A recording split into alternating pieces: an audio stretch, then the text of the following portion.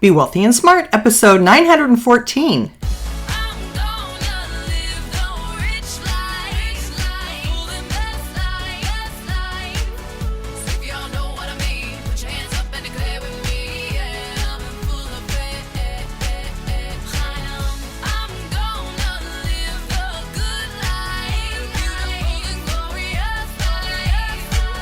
Step into a world of wealth and financial freedom without budgets, boredom, or bosses on Be Wealthy and Smart.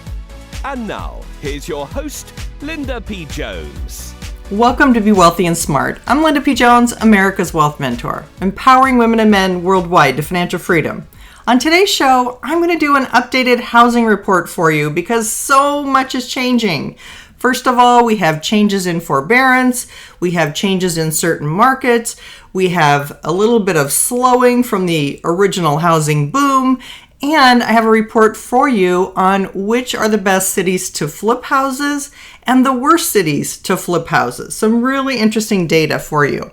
So first of all, this article is from fortune.com, and it is about why home prices are rising faster than ever before, and you can see how your state is doing if it's in the top 10. In the early weeks of COVID-19 recession, it looked like the housing market was heading for a slump, or worse, a crash. After all, how could the market stay afloat amid Great Depression-level joblessness and state-issued shutdowns that kept agents from doing in-person showings? What transpired next shocked the industry. Instead of sinking, housing went on an historic run. Pandemic-spurred low interest rates coupled with remote workers ready to sneak farther out of the city in search of other abodes helped to set off a frenzy. It was only intensified by the fact we're amid the 5-year period when the largest portion of millennials born in 1989 to 1993 are hitting their 30s, the all-important first-time home buying years. That swell of buyers has cut the number of U.S. homes for sale in half. With fewer properties on the market, bidding wars ensued. Home prices are growing faster this spring and summer than in any period on record, including the one leading up to the 2008 bubble. Indeed, this spring, the Case-Shiller National Home Price Index hit the highest growth level on record. It's still moving up. As of June, median list prices were up 13% over the past 12 months. In total, median home list prices are up a staggering 24% since the onset of the pandemic, climbing from $310,000 in February 2020 to $385,000 in June 2021. But when Fortune looked at the regional data, we found the picture varies dramatically by state. The uptick in Idaho, which was 46%, which saw the largest increase in prices during the pandemic, is 15 times larger than the increase in Hawaii, which is 3%. So I just want to pause there and say, of course, prices in Hawaii are already much higher than the average, so that's a little bit misleading. Of course, they're going to increase more in Idaho, where the average price is less, than they will in Hawaii, which is already a very expensive state. After Idaho, the rest of the top 10 states that saw the largest price increases were Montana, up 38%, Maine, up 36%, Connecticut, up 34%, Utah, up 34%, California, up 30%, Washington State, up 26%, Kansas, up 25%, Missouri up 25%, and Pennsylvania up 24%. Some of the hot spots included Big Sky, Montana, and Portland, Maine, which got flooded with hungry second home buyers when deep-pocketed Americans fled big cities for spacious vacation homes.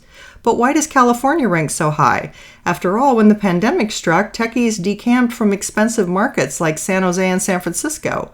While those areas did cool down, outlying areas throughout the Golden State boomed. Communities that are over an hour away from major job centers in the state got locked into competitive bidding wars as workers realized their old 5-day in-person work week is dead. The ability to work from anywhere is also why so many Californians are taking off for Boise. Since the onset of the crisis, median home list price in Boise is up a staggering 42% to $536,600, according to Realtor.com data. Boise, which has a strong tech scene of its own, is the epicenter of Idaho's boom. But where is the housing market headed next? Already there are signs of cooling as would-be buyers get fatigued by soaring prices and losing out in bidding wars. Since bottoming out in April, inventory levels, aka supply, on Realtor.com are up 12%. But that doesn't mean prices will fall. CoreLogic forecasts 3% price growth in the next 12 months. Why? Inventory is still very tight, down 42% since the onset of the crisis. Not to mention the demographic wave of millennial first-time homebuyers continues to hit the market.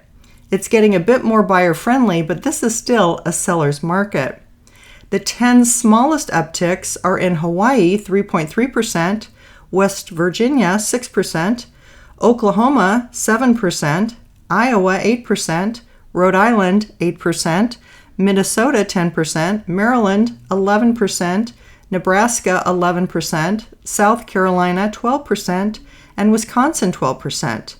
No industry has been hurt more by the COVID-19 pandemic than tourism. That may explain Hawaii's relative low home appreciation during the pandemic, but even the bottom 10 markets saw large upticks, which speaks to the surprising strength of housing during this crisis. All right, so that's the end of the first article, but I want to go right into this second Fortune article that talks about what's going to happen after forbearance. It said, the best way to describe the pace of the 2021 housing market is breakneck. The bidding wars got so intense this year that home price growth set an all-time record, but the tide is turning. The rush of buyers into the housing market during the pandemic absolutely crushed housing inventory, the number of homes on the market, with that figure falling for 12 consecutive months. By April, housing inventory was down a staggering 53% from a year earlier. However, the trajectory has flipped. For 2 straight months, the number of homes for sale has gone up. Homes listing on Realtor.com rose 3% in May, then again by 9% in June. That's not all. We learned last week that new home sales are falling. Their pace in June was the slowest since the onset of the pandemic. Every indication is that the market is shifting a bit in the buyer's favor. Why the sudden cooling? Home shoppers are finally showing some reluctance to pay top dollar. The housing market was too hot for its own good over the past year, and we've seen some buyers bump up against an invisible price ceiling. Ali Wolf, chief economist at Zonda, a housing market research firm, tells Fortune. A Zonda survey of home builders last month finds that 61% of builders are seeing more resistance from home buyers. This buyer hesitation was expected. After all, home prices can't continue to grow at 17% year-over-year rate indefinitely. At the end of the day, household budgets can only stretch so far. And more cooling could be on the way. As Fortune reported last week, the pace of real estate sales might slow as the last of the stimulus protections begin to lapse. The foreclosure moratorium, which prevented foreclosures on federally backed mortgages, came to an end on July 31st. Next up will be the Mortgage Forbearance Program, which allows some borrowers to pause their payments. It lapses on September 30th. That forbearance program still protects 1.75 million borrowers, or 3.5% of U.S. mortgages. Homeowners still hurting financially could opt to sell their home rather than restart their mortgage payments. Of course, if that happens, housing inventory would rise further. But cooling doesn't mean home prices will fall. In fact, the research firm CoreLogic forecasts home prices will climb another 3.2% by June 2022. Make no mistake, this is still a seller's market. It's important to note that many homes are still selling almost as quickly as they hit the market, Wolf says. The difference today is that there's been ever so slight softening in the number of homes undergoing a bidding war or selling above the ask price. Some homes are now selling below ask price. The reason that research firms like CoreLogic thinks prices can go higher boils down to demographics. We're in the middle of the 5-year period when the largest tranche of millennials, again, we heard that they just turned 30, and that's when they first buy their homes. That's something home builders haven't been preparing for. During the 2010s, home building tanked as builders struggled with the financial scars of the 2008 housing bubble and subsequent foreclosure crisis. Not to mention, the housing market is still benefiting from the perfect storm created by the pandemic. recession-induced low mortgage rates coupled with remote workers who are willing to uproot in pursuit of affordable real estate. And that's the end of that article. I just want to say that this is what we had been reporting a few months ago, is that when forbearance started to loosen up a little bit during the end of September this year, we would start to see a little bit of loosening in the prices, but expecting it to loosen more into 2022. So we'll see if I'm still on target with that, but that is still looking like a pretty good assumption. Now, the other thing I wanted to share with you was an article from the New York Times that talks about the best and worst cities to flip houses, because it's not all just about home occupancy. There's also people that are looking at real estate to flip homes. And rather than go through this whole article with you, I'm just going to pull out a couple of things. Here's a statistic. The average U.S. home flip in the first quarter of 2021 had a $63,500 gross profit, according to a recent study by Wallet Hub. And of course, some cities are better for flipping than others.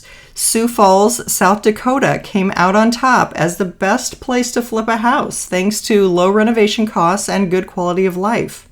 Newark, New Jersey came in last, with scores in the basement across all three categories.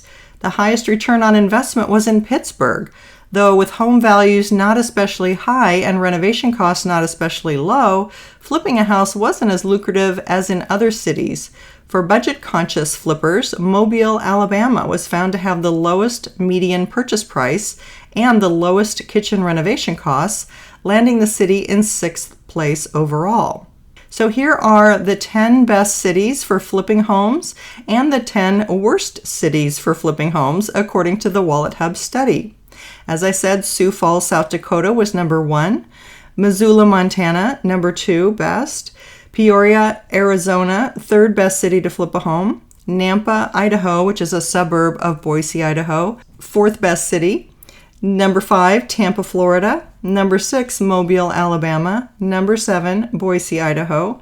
Number 8, Rapid City, South Dakota. Number 9, Gilbert, Arizona. And number 10 best city to flip a house is Knoxville, Tennessee. Now here's the worst cities to flip homes. Oxnard, California. Wilmington, Delaware. Jersey City, New Jersey. New York, New York. Los Angeles, California. Bridgeport, Connecticut, San Francisco, California, Yonkers, New York, Oakland, California, and Newark, New Jersey. So I thought that was a very interesting report. I liked the fact that they could tell us the best and the worst cities to flip a home. That might help you make some plans if that's the business that you're in or thinking about getting into. But overall, a lot is changing in the housing market, and we still need to stay on top of this because things seem to be loosening up a little bit. I do think we will get some foreclosures coming onto the market after September 30th and the forbearance is over. So there will be increased supply, although I don't think that that will potentially crash values of homes. It's very reliant on what interest rates do. If interest rates stay low, then that should help to buoy the real estate market and keep it high. Nonetheless, demand is still very high and supply is still very low. And that imbalance is going to keep the real estate market strong while those factors stay in place. If you haven't yet subscribed to Be Wealthy and Smart, hit the subscribe button and you'll be notified as soon as new podcasts are available so you never miss one of them. That's all for today. Until next time, live the good life and be wealthy and smart. Thank you for listening to Be Wealthy and Smart with Linda P. Jones. Share the wealth and tell your family and friends about the show. Check out our website, blog, and social media for more riches at www.bewealthyandsmart.com.